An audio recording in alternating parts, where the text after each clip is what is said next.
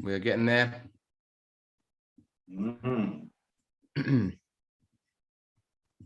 Alrighty then, let's have a look. I'm pretty sure. Oh no, see you hear that? There we go. I'll turn that down there. Fantastic. We are streaming everywhere. This is good news. All right, man. No worries.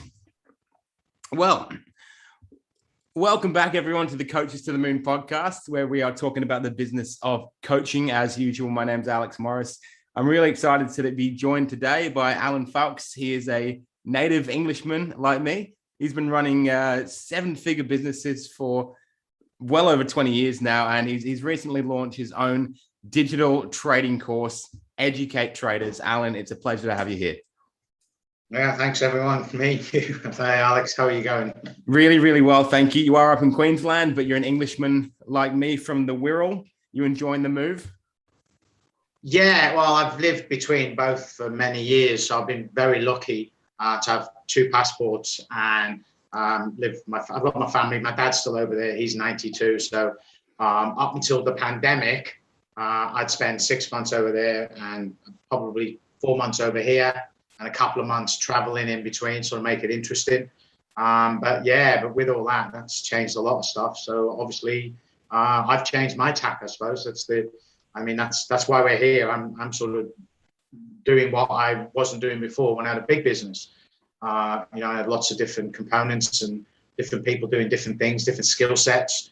And now and I'm not getting any younger, but I'm enjoying the journey, but I'm actually embracing the digital sort of approach. I've got a pretty good understanding of the risk to reward of business. So been poking it with a stick for about 6 months.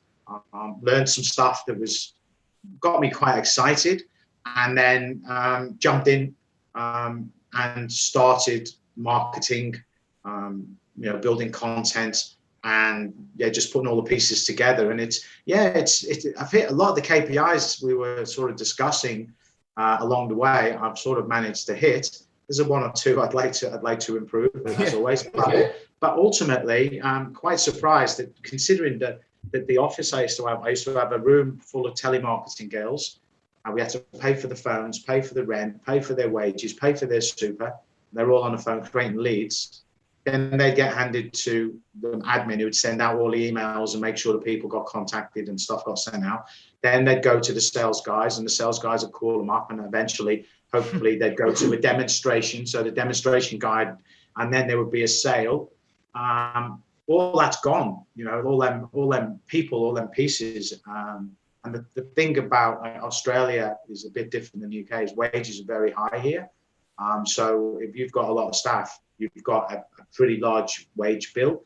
And I've managed no office, no staff, no rent, no stock, all the things that tick a box for a one-man band.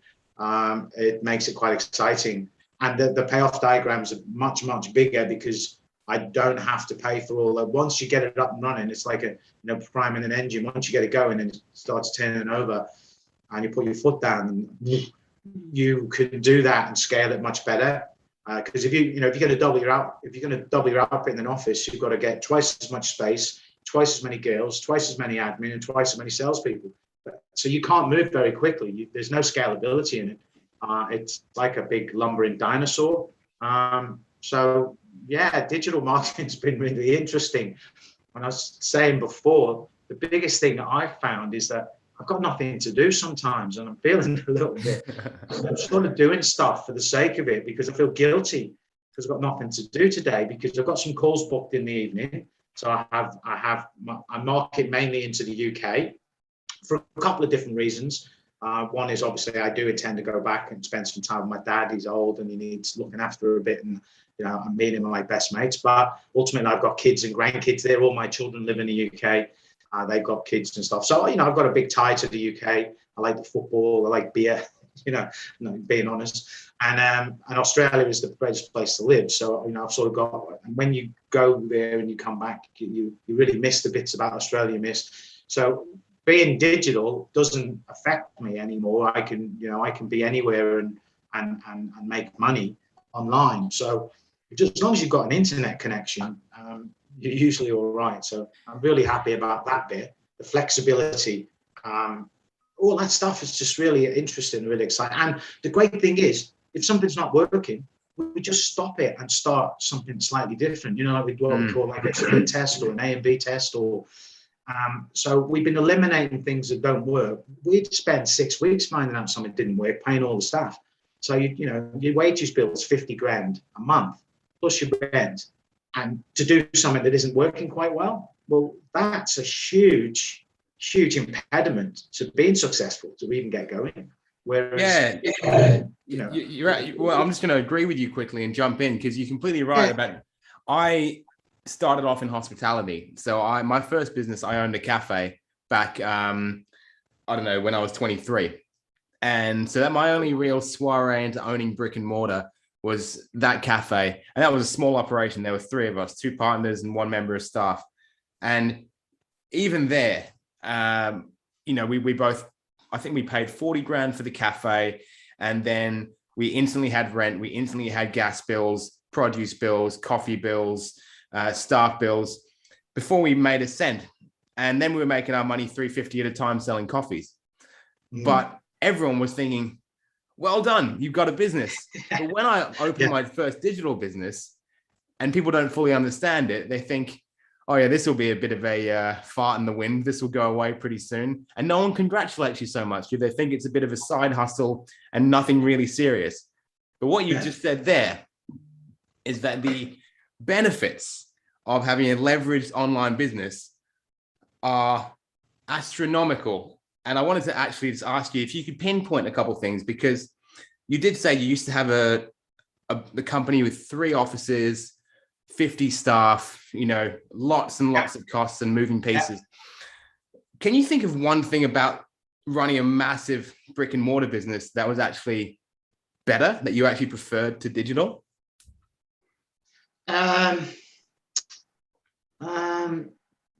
I suppose, I don't know. I don't know. I think that when I look at it now, obviously at that point, we sort of bootstrapped our business. So when we started off, it's this very same bedroom I'm in now, which is my office in my home in Queensland.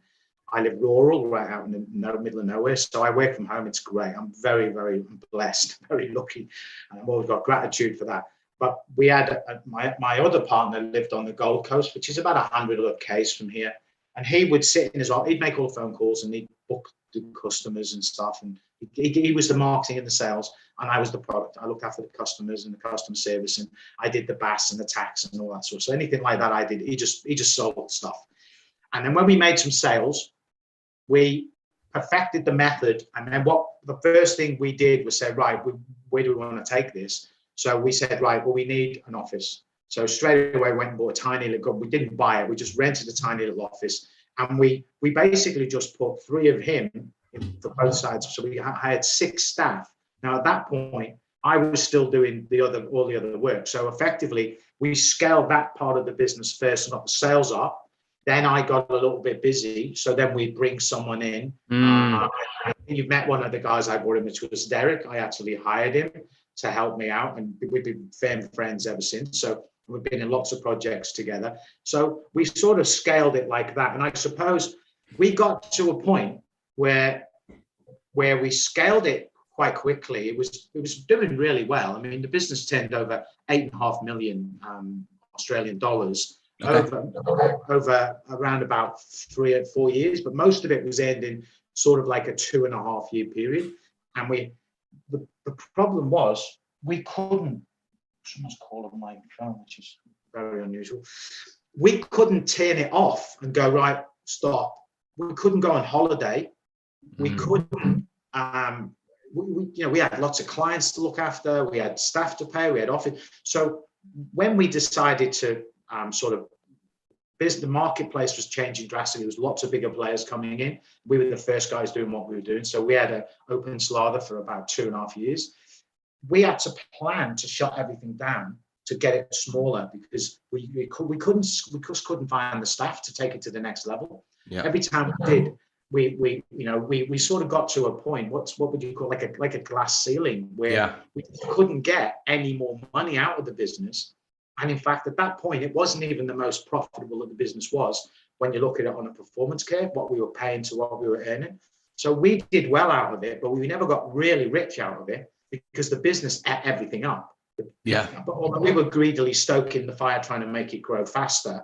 So I think if you look at it from that point of view, we can stop what we're doing digitally and go, oh, hold on, maybe I want to try a new product, or maybe I want to build a better course, or maybe I want to shorten this or make that longer. But you can do that instantly.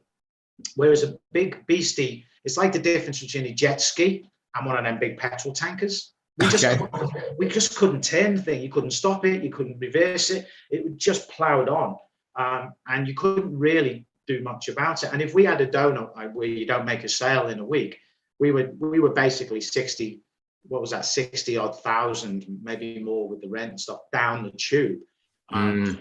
You've got to keep like the little rat on the wheel. What we'd actually built was the biggest hamster wheel you've ever seen, which a lot of businesses are. And, we'd worked in others like that.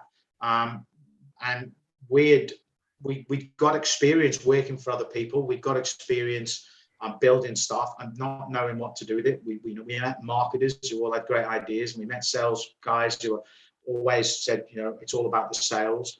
And so we found ourselves sort of stuck on a course that we couldn't get out of it. And ultimately, it was quite tiring and it's quite stressful. We were doing okay, but we made the decision to slow down. And we planned it very, very well, so that when we came out the other side, we double used our database and plugged them into some other products that didn't need as many customers. So I wanted to make less money but keep more of what we'd made. Yeah, that makes sense. Yes, that was our plan, was to get it down to just the hot shots that we work with, and make a small business that's very, very profitable, rather than a large business that was really, even look at it, was quite inefficient. On its best weeks, we were legends, you know what I mean? but no, I think this is obviously, when you get to the point you're going, right, we're making money, this, and and you can start, I can get a new computer, even though I don't need one, I want one, I can get in the net, upgrade my mobile phone, I can upgrade my car, and the business is sort of paying for all the lifestyle things that are part of owning a small business. You get better equipment, you get more time off, then you hire someone to. So with the scalability of the digital business, what I see for me is, even if it takes me a year and a half to get it to the point that I'm happy with it, as I was discussing with you earlier, I've already got 5 other products. So I'll be 4 products. So I'll have 5 products doing the same thing. So ultimately, my goal is not to have one digital business. It's to have one company that runs 5 different digital businesses doing the same thing in different genres and areas, to spread the risk across something coming up, what we call a black swan event, which is, do you know what a black swan event is? No. Just something comes out. In the UK and Europe and all over the world, swans are white. Yeah. Yes. They're white. They're with red beaks. And when they came to Australia, which didn't exist until they found it, swans are black.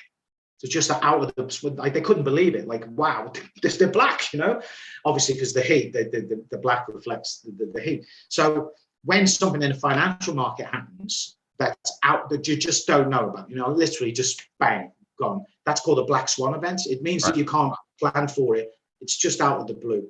And, that was always my fear, is you get something built up and then there's a black swan event, If you were a coffee shop, it would be that Costa Coffee, which is the biggest, would open next door to you.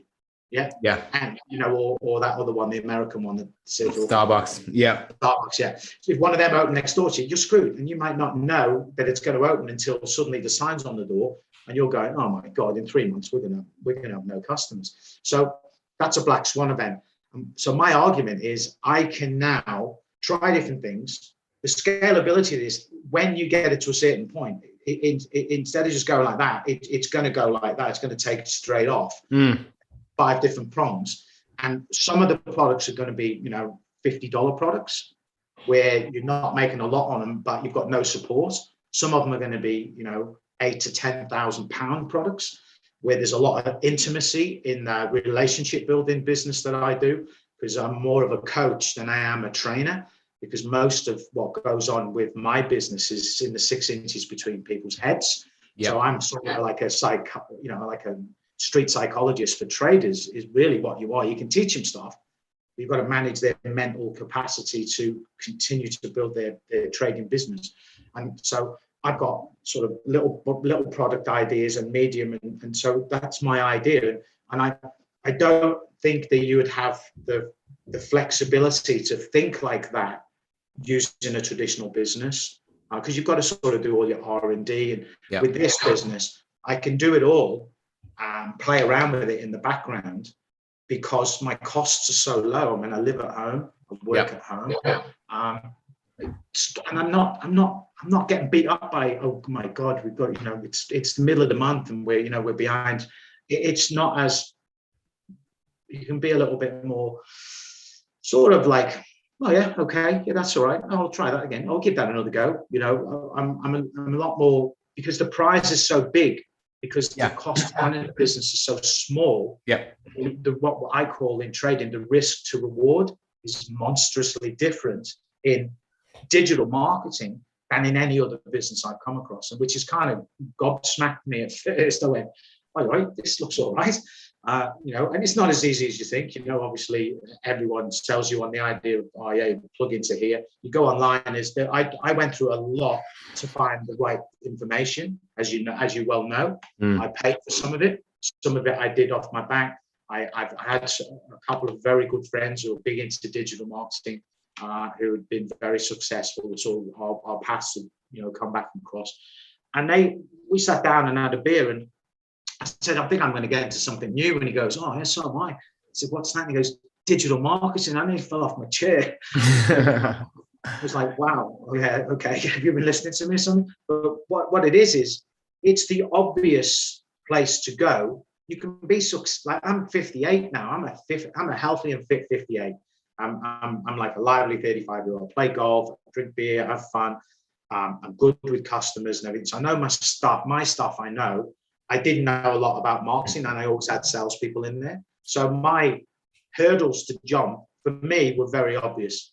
I needed to understand digital marketing completely so I could present it to someone else. If you can present it to someone and teach someone, then you know it enough. You might not be able to do it, and this is the thing, you might not be able to implement it, but I knew enough to convince other people that I could do it. And when I got to that point, I ticked the box and said, I know enough now. I'm not going to do it. I'm going to get someone else to do it. And for anyone on this podcast, I actually hunted for the right person, and I found Alex. And ultimately, through our relationship, he's now running some of my digital marketing for me, so I can focus on product and stuff that I do, which has been a great relief for me. And we've had a lot of fun, and we've had highs and lows of it all. But it's when you look back, it's the destination as well as the journey, as well as where you're going. Because ultimately, my journey is going to change because of the ideas I've got, and I've discussed. I'm very creative, got lots of ideas, but it's the fact that I can just plug it in. Once you've got a model that works, even if it took you 18 months to get something that worked for you digitally, it was worth the go, because once you get it right, no one can turn you off.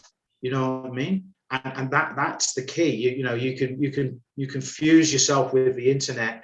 You can change your target market. I mean, we had one ad going out, and we had 4 different audiences, and the results from just where those audiences came from were staggeringly different in price, to the point that I set myself a target originally. I was being a bit cheeky, thinking, $10 leads would be nice.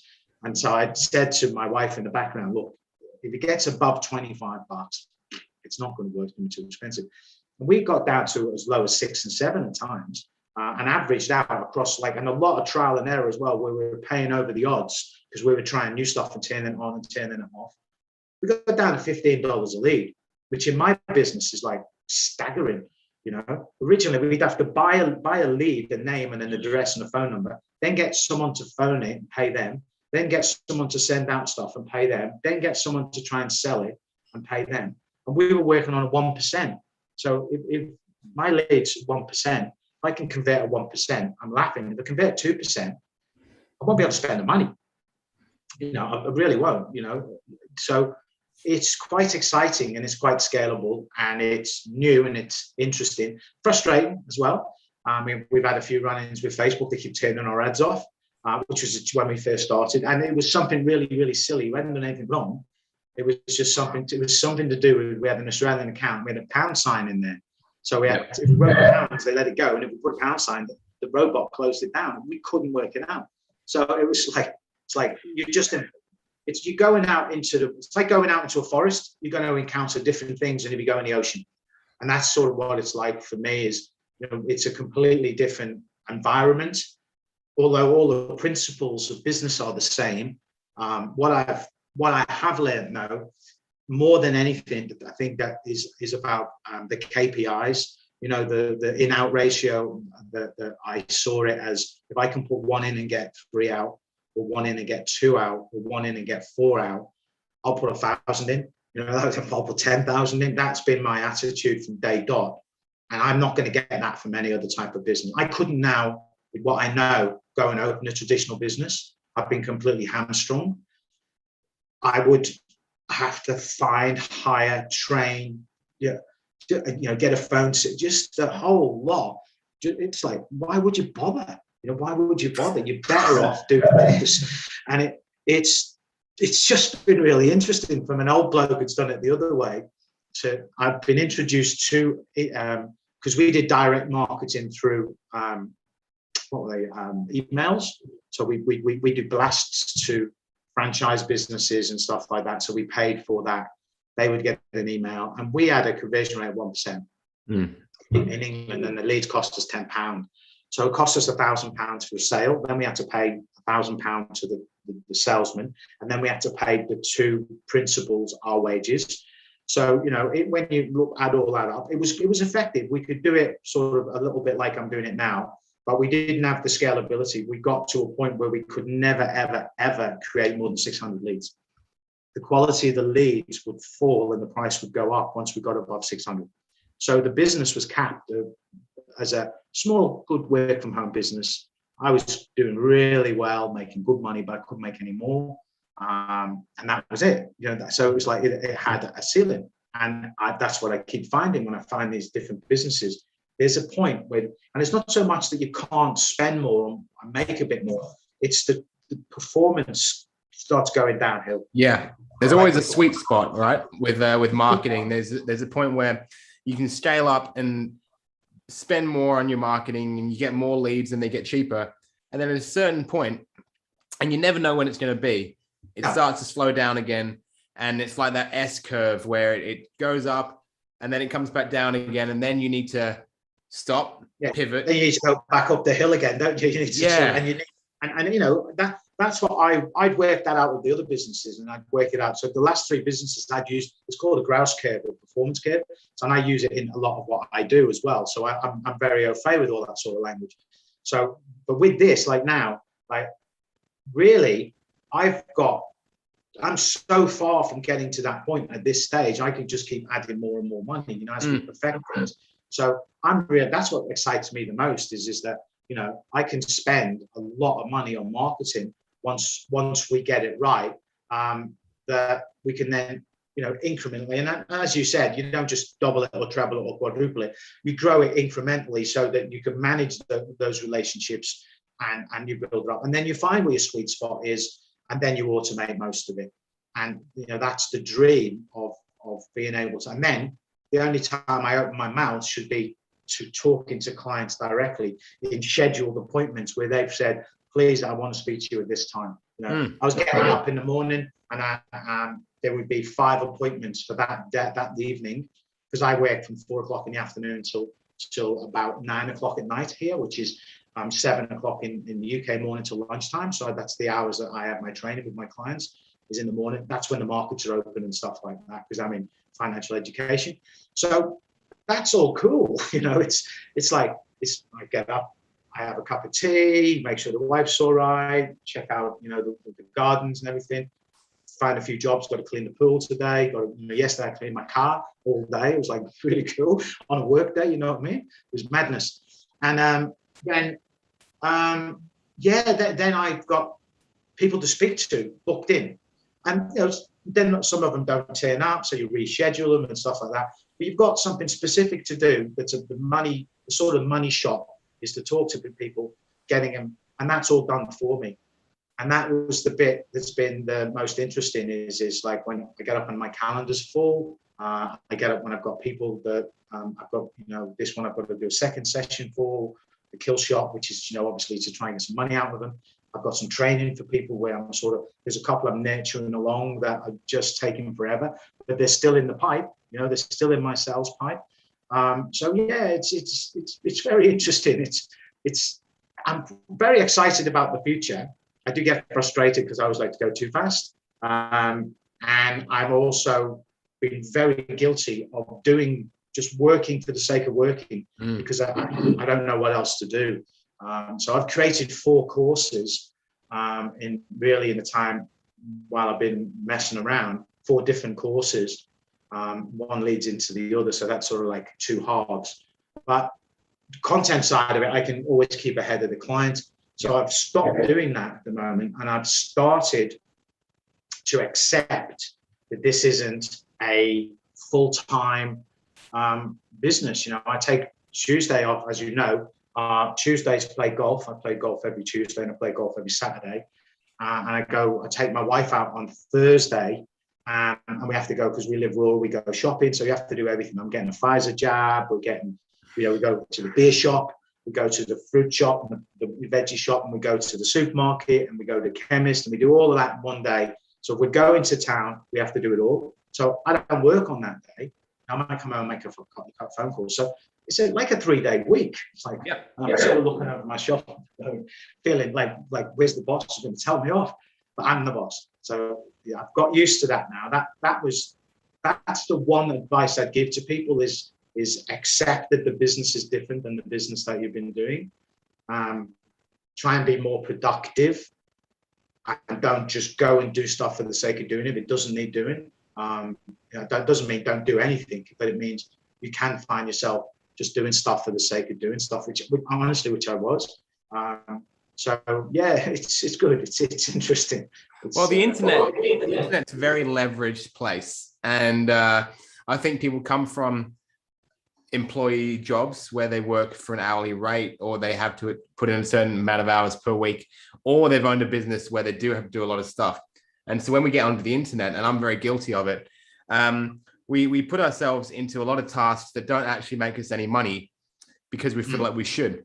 I, for example, do lots of podcasts every week, lots of social media content. And I know that's part of my brand, and that will ultimately help me grow the business. But I could just as easily not do this podcast right now, and the business would grow at the same speed. This is fun for me. It's creative, and it's growing the brand, but it doesn't make me any money. And so I think a lot of coaches, especially who can make their living from a few sales calls a week and a few delivery calls a week, do get into that syndrome of, I'm an imposter, I'm lazy, I should be working harder, when realistically they've created a business just like trading that you teach, where they don't actually have to do as much as they think. And so I'd like to talk to you about you teach people to trade online and trade currencies and cryptos in the toilet, and it's all very messy. But for the coaches out there who do potentially spend a lot of the day thinking, I should be doing something else here, do you see trading financial markets as a nice little supplementary income for them that won't take over their business, or is it more of a full-time thing? No, I think ultimately when you look at it, like you between your 20s and your 30s, all you do is you find chicks, you have good times, and you get into debt and you play up, and then you get to about 30 and you've got kids coming along, you've got you start looking at property and stuff like that. When you get into your 40s, You've got lots of experience. You're now at the peak of your earning capacity. So you've got to start looking at taking some of that money out and making it earn for itself as well. Now, whether you shove it into a fund or whether you buy an investment property or buy some shares and just stick it in the bottom drawer, ultimately you're building up an asset that you're going to, at some stage, you're going to stop doing what you do, and then you're going to use that money to take over paying for your lifestyle. So as you get older, you can live a really nice lifestyle. And I'm 58 now, and I said to the wife, I'm going to retire at 50, but there's no way I'd retire at 50. I'd be dead if I didn't have something to do. Yeah. I can only drink so many beers a day and hit so many golf balls, so which I did. I'm very lucky. I've had 2 years off in my 30s, 2 years off in my 40s, and 2 years off in my 50s, where I took 2 years off. I did nothing. I had literally, I even got rid of my old phone numbers and stuff like that, completely dropped everything, let all my URLs lapse, just had nothing, just me and, I didn't even have the old laptop lifestyle, really.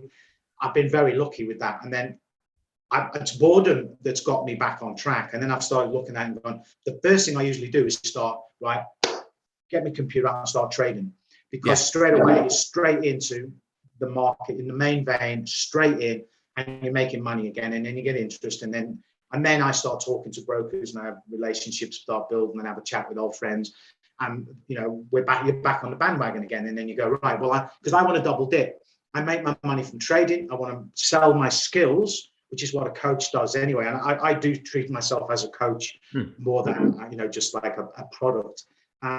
So, I think every business needs to start looking at that. I need to put some money aside. I need to make money work for me.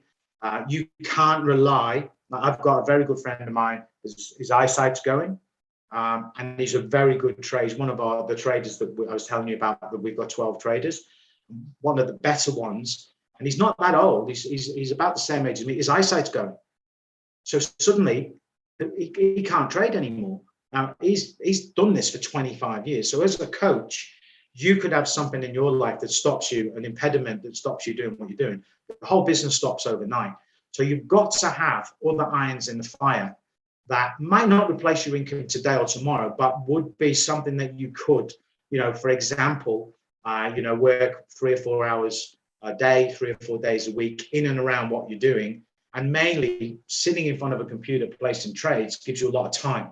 There's a lot of time between you're waiting for a trade to set up or you're waiting for a trade to close once it's in. So that once you place the trade, that actual decision can take seconds. You might have planned it for waiting for that trade for a day or something, or 3 hours or 25 minutes. But when you bang, the psychological moment when you put the trade on, once it's on, you can't take that moment back.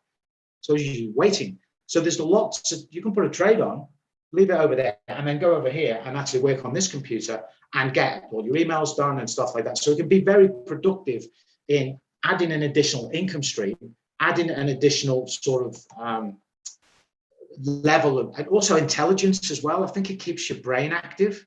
There's a lot of fear about people getting old and Alzheimer's and stuff like that, because I've been through it with my dad's partner.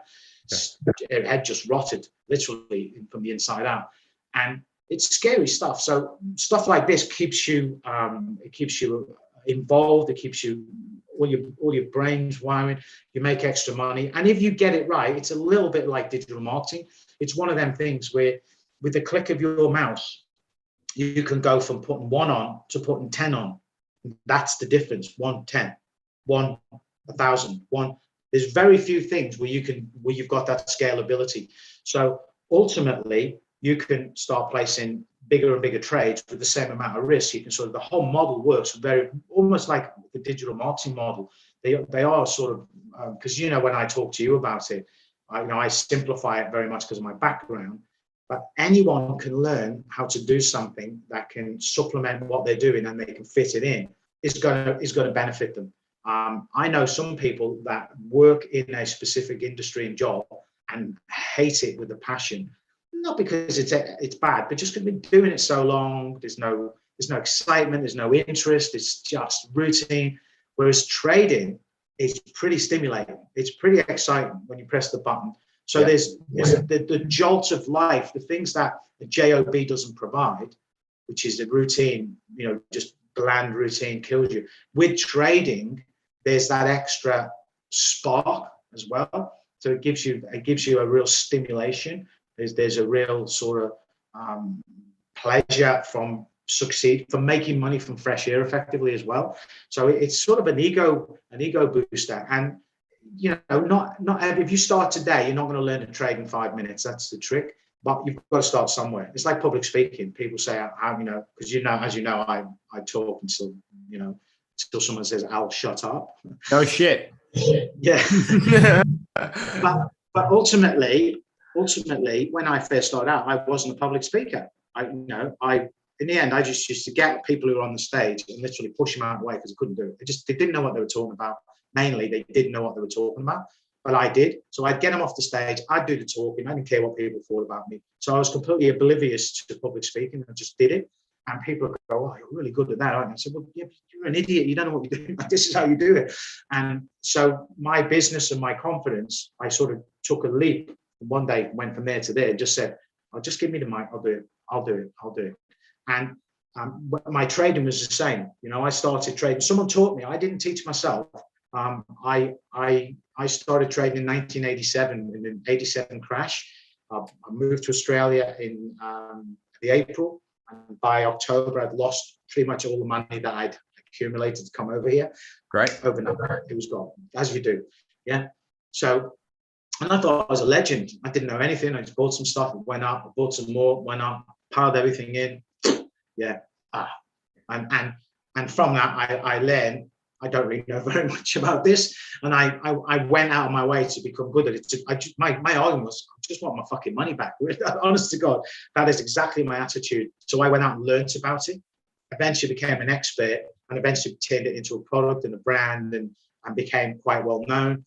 But it was mainly out of interest at first, but frustration second. So as a coach doing what you do, there's going to be a period, whether it be today, tomorrow, next month, 2 years, where you start questioning whether, do I really want to do this? How big can I make it?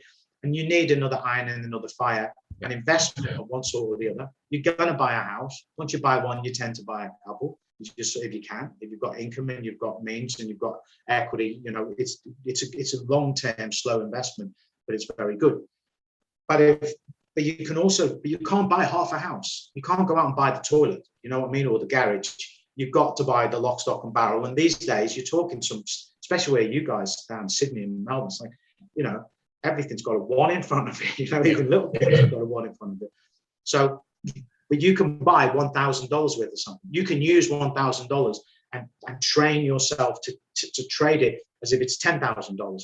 All the mechanisms are there, as long as you're not dumb or stupid about it. So you need to learn how it works, learn how to educate yourself to do it properly, and then plug it in the background and just make sure that, A, you're not losing, B, your risk is small, but you're developing something for the future that will certainly dovetail with any online business. And as you say, most of your coaches and stuff, you're talking to coaches and consultants, they tend to have a lot of free time and they're working from home most of the time. So they've got the accessibility and the flexibility and the scalability, all those fantastic words that get me excited. They're all, they're all there. They're all parts of it in the background.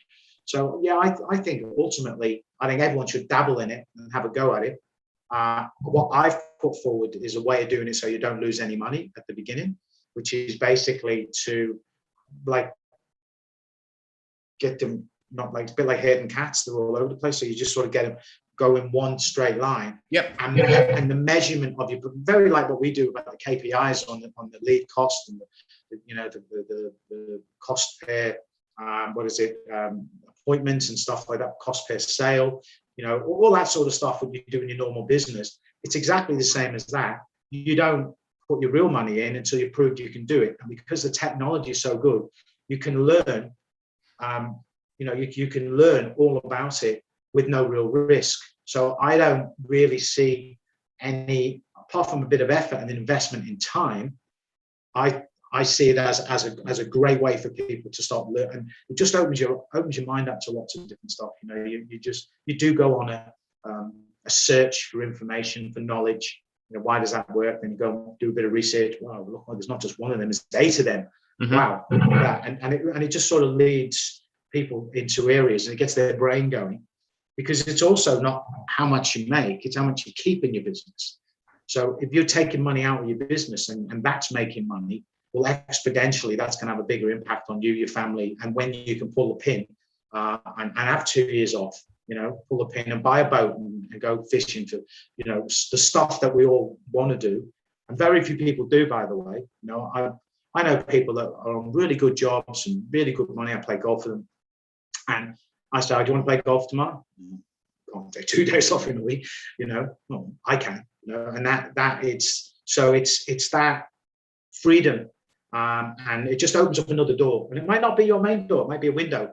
You know, it's just an ability to be able to learn some stuff and apply some stuff, and it won't do your business any harm. And the other thing is, everyone's interested in it because no one really wants to do what they're doing for the rest of their life. You know, people like security. That, you know, yeah. I did a lot of Anthony Robbins, and you know, people love security, but they want variety. And I said, you know, they're opposite each other. So, you know, there's certainly some risk taking. You get security, there's certainly some risk taking because you need some excitement in your life anyway.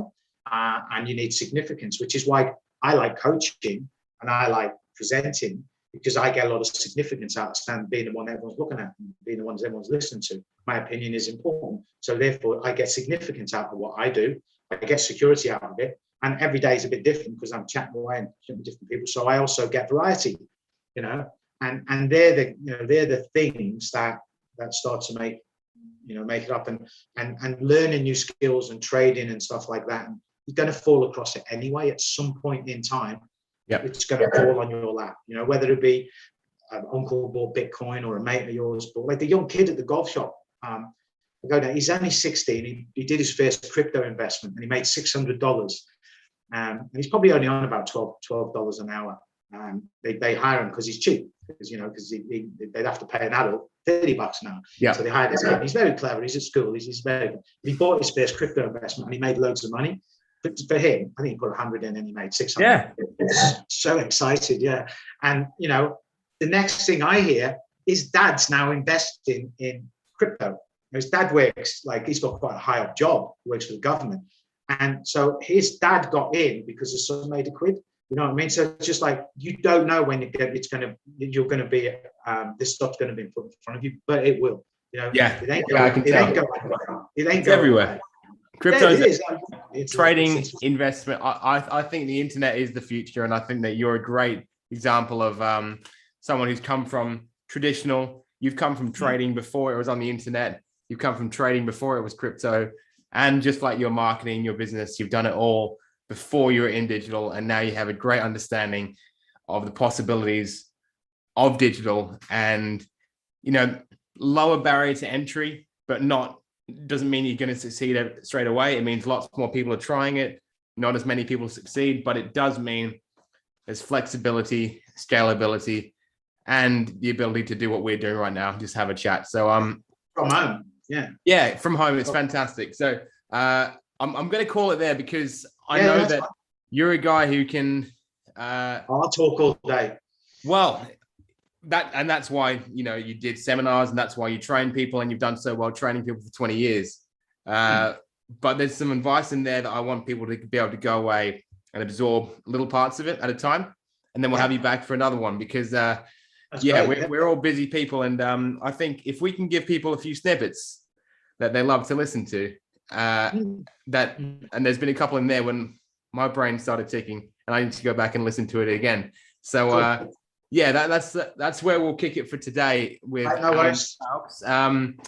But Educate Traders is live. He's got a fantastic course teaching people how to trade crypto, which I think is extraordinarily appropriate in today's market, where it is up and down like a roller coaster. I almost thought it was something ruder there, but up and down. And Allan, it's been an absolute pleasure talking to you, mate. I can tell you're a very passionate dude. We know each other That's well, right. and I hope Appreciate people it. have learned. I hope it helps. Absolutely, it will help, and I hope people have learned a few things about what they can do in this life with an extra 30 years. I'm going to have another cup of tea now. Have a cup of tea. I'm going to go. I'll see you guys on YouTube, Facebook, Twitch, LinkedIn, Periscope, and Spotify. We're everywhere. Thanks for listening, guys. Allan, thank you so much one more time. Thanks, mate. Okay, no dramas. See you again. Much love, everyone, and